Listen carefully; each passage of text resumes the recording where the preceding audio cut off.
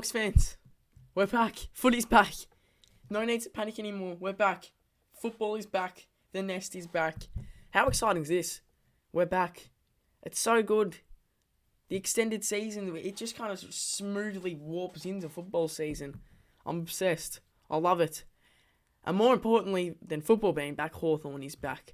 And we're going to see our Mighty Hawks face off against the Dogs this week in Tasmania. Exciting stuff. Before we get into any football chat though, look, we're just going to catch up, aren't we? It's like our little weekly catch up, the Nest. We want it to be like the Sunday footy show. Just a place where you can just relax, kind of sit back and just witness greatness unfold. And what better way to start the season than with the Nest? I mean, we've already uploaded a few videos, but realistically, the Nest is Hawker. Having a chat. Hawker isn't a statistically based fan channel. We're not really into stats. It's kind of just me blabbling on about my passion for Hawthorn as a club and as a team. And look, it kind of works in a way. I really like it. And obviously people do like it. And this year is a year that I hope really the channel expands in new ways. We make new connections. And yeah, really put some effort in week in, week out, which is something on my behalf that I have to do. Realistically, like, put the channel first in my passions and really put some effort into creating content on this channel. So it's just exciting to be beginning this season with a bit of an open mind and just ready to put 100% effort in. And what better way to put 100% effort in than to make the trip up to Sydney. So next week we're going to have some content from Sydney. We're going to have a vlog from Sydney about the Sydney trip. We're making the trip up, Hawker away. It's our second away. It's our first away trip of two. We're heading up to Gather Round with Haz. So look, just get excited for a really good year of content and really, as I said before, just expanding Hawker. It's an enterprise at the end of the day. It's not just me making silly videos in my room. It's a bit of like, it's a passion project. I'm really passionate about Hawthorn. But, it's a big year for Hawker. Every Tuesday night. I know this is coming out on a Wednesday night, so just calm your farm. Tuesday night, though, is The Nest, which is what you're currently watching. Only having it on a Wednesday night because I've been a bit busy this week. So Wednesday night is The Nest with Haz every week. Haz isn't joining us for the first episode, I know. What's he doing, you might ask. But yes, every week Haz will be joining me with The Nest. So tune in to The Nest. Every now and then we'll have a live episode of The Nest as well.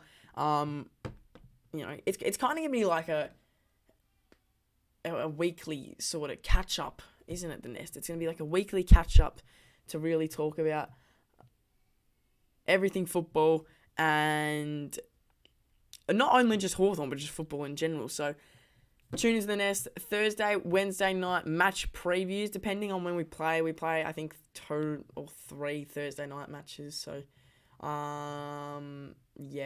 so say next week the match preview will come out on like Thursday, I think. We start on Friday. So yeah, we'll do the match preview from Sydney, which is huge.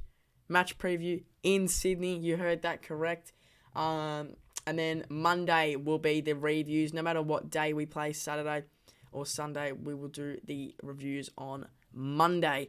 And then that's how sort of the week will like turn and over and over. And of course, in that time, we're going to have little videos here and there. I really want to, really make this a big thing. And I really want to get other channels involved in this. So yeah. Exciting times on Hawker, and more importantly, exciting times for Hawthorn. Anyway, enough with the funny business. Let's get into football. And pretty much starting the headlines of this week is Waverley. Hawthorn will be leaving Waverley at the end of the year and moving to Dingley, the new state-of-the-art training centre, which looks phenomenal, by the way. Incredible. Play the home games at Dingley. That's what I say. But we are going to be letting go of Waverley. We've had Waverley for a really long time. I think, we had Waverley before 2008.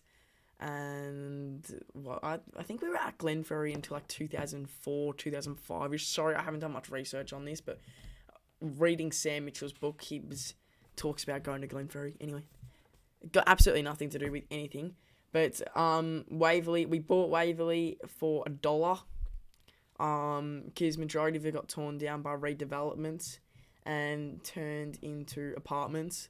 But we bought the Waverley Oval for $1, so we're making $19,999,999 of profit.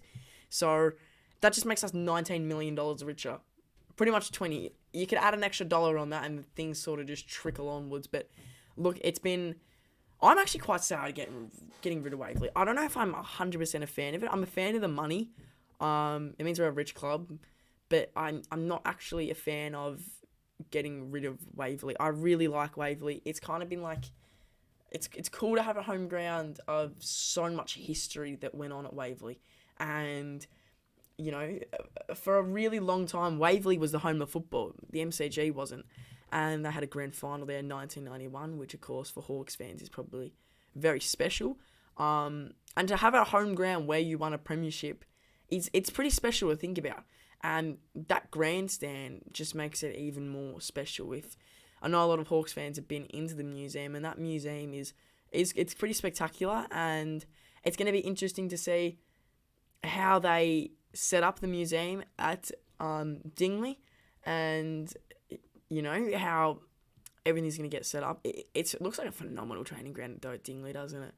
But yeah, Waverley. You've done us extremely well. Who does not like Waverley, to be honest? It's just such a cool training ground. It has so much there's just an atmosphere when you're at Waverley. It's an atmosphere of just awesomeness and Hawthorn. It just screams Hawthorn, Waverley. Of course, it was our home ground for a really long time. But yes, Hawthorn. We move on to Hawthorn, the future of the squad.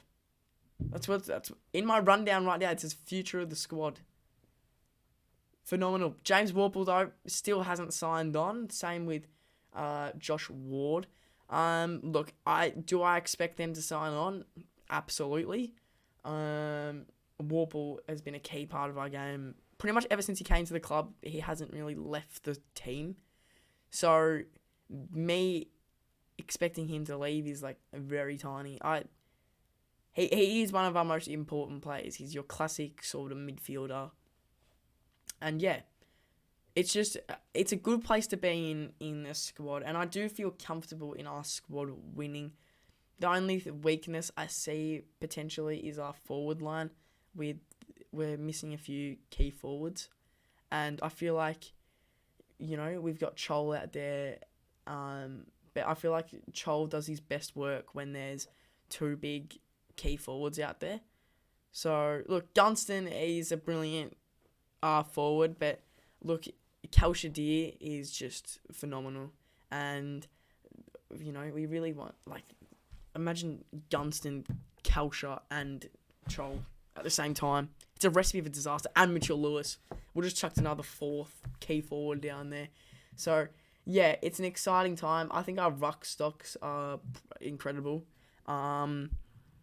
Reeves actually had some really great moments in the practice match, and Lloyd Meek is just, again, he's just so good at connecting with the group and that midfield. So, yeah, there's a lot of positives to come out of the squad, and with a week to go in the season, we still haven't had any major injuries. Touch wood again, because it's stressful to see every week. Just then, not even an hour ago, I just saw Zach Butters isn't playing the first round. So, yeah, look, it's stressful, but so far we haven't come across any issues at all with our squad. So look, let's just thank the Hawthorn gods for supplying us with the goods there. Hockball 2025 hype. Who's excited for next Wednesday night as well? The front bar, after the front bar, we've got the Hawthorn documentary series. It's going to be a bit interesting to see. I don't know what to expect. I do not know what to expect. Yeah. I guess it'll be something like the Test. If anyone watches the Test, if you're a cricket fan, you watch the Test. I don't think it's going to be like Making Their Mark. Or it might be. I forgot Making Their Mark even existed, to be honest. I wasn't a big fan of football during lockdown. It kind of like... I watched it. It just wasn't the same. Like, and I think any person will agree, lockdown footy was like... Ugh. No crowd or anything. So, yeah. Sorry if I'm looking to this way a bit. I'm just skimming at the football score here. I'm watching Geelong Essendon. It's a really close game. But, yeah. Hockball 2025 has a lot of hype to it. And I think... the crowds will get this year will be pretty nuts. I reckon Hawthorn Essendon will be over 90k. Carlton Hawthorn will be over 90k.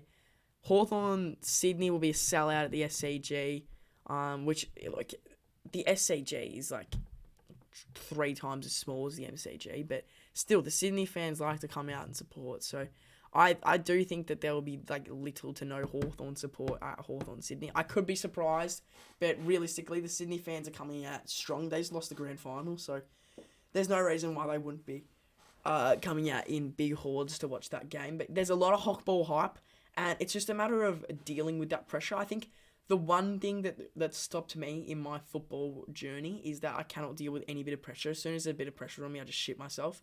So dealing with pressure is a tough thing, even for a top player to do. But that's, as Marnus Labuschagne once said, if you're not going out there, I stuffed it up. If you are not going out there wanting that pressure, then professional sport is not for you. So the boys have got to want it, you know. They've got to feed into it, and they got to use it to, like, excel their football career. And I do believe that these players are the right players to possibly win a premiership. I think we're missing a few things. But see, it's almost impossible to compare any team to 2015 Hawthorn just because of how incredible that team was. It's almost an unbeatable team when you think about it. Actually, I'm going to go one step further, and I'll go 2012 Hawthorn. Because you gotta have Buddy in there, how borderline unbeatable that team is. Like, any team in the league now, you chuck 2012 Hawthorn there, I don't think they're going to win. Even Brisbane last year, I don't think was the strongest of teams. Realistically, Carlton have the best list on paper. They've got a mental list. And yet they still struggle a lot. But that's because they don't deal with the pressure. Again, like I said, like as soon as there's a bit of pressure on them, they crumble. Which I think any Carlton fan or football fan in general would agree with, because you've seen it over the last 3 seasons. As soon as they start needing to win games, they don't. And yeah, that's why I was impressed with Hawthorn last year. Like, I guess it's because we had nothing to lose. See, when Carlton go under pressure, they got everything to lose. When Hawthorn go on, like, we just had nothing to lose. And starting that first win against North Melbourne, it was like, oh, we won a game. That's pretty cool. I don't think we'll do that for the rest of the year. I genuinely thought that. I was like, shit, I don't know if we're going to win another game for the rest of the year. That might be it. Hey. A long way. Now, there's been a few people saying Hawthorn are washed after the practice match. Now, can I just say right there, it was a practice match. It wasn't even an official practice match like I'm watching right now. It's a match simulation. We're not washed. And I feel like this match against the Dogs, again, does not mean as much if we lose. I do expect to win, yes. The Dogs are in a bit of strife. Although Bont did not play last week, neither did like a few other players. But it'll be interesting to see if Riley Sanders plays in the midfield. And it'll be interesting to see what we do with our backline. Of course, it's the first time we'll be able to see Barras play. How good was Josh Battle? Can we just appreciate some Josh Battle support there, please? Phenomenal stuff there from Battle. Phenomenal. Will Day was just at the peak of form of his life. So, on your Will Day. We're just in a really good spot. At first, I'm going to see the Wizard play for the year as well. So, a few players playing their first game tomorrow. And, yeah. It should be extremely exciting. I think that's it, guys. The next episode 1, season 2. Hawker season 2 is a total, though we did start halfway through last season. We're back. We're better than ever. And more importantly, we got more subscribers, better graphics, and hopefully we make videos every week. So, Hawks fans, there we go. That's the nest. See you next week. Actually, no, see you at the match preview for the preseason game.